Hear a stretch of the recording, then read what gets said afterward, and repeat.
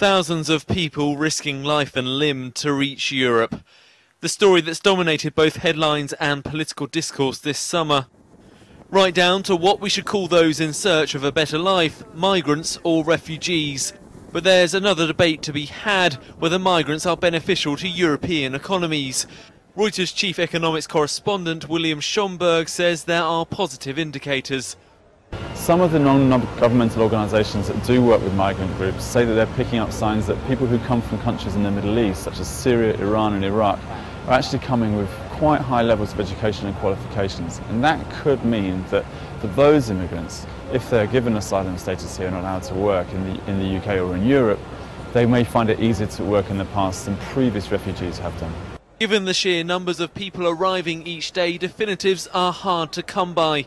A study by University College London last year concluded that immigrants in the UK paid more taxes than they received in benefits.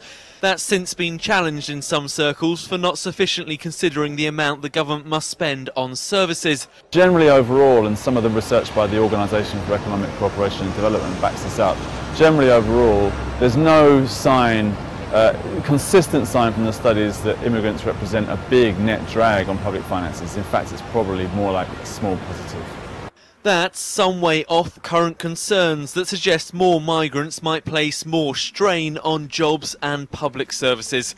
Either way, thousands of people are making the perilous journey to European shores. Whilst the economic costs may still be open to dispute, the humanitarian less so, in what has become the biggest refugee crisis seen in Europe since World War II.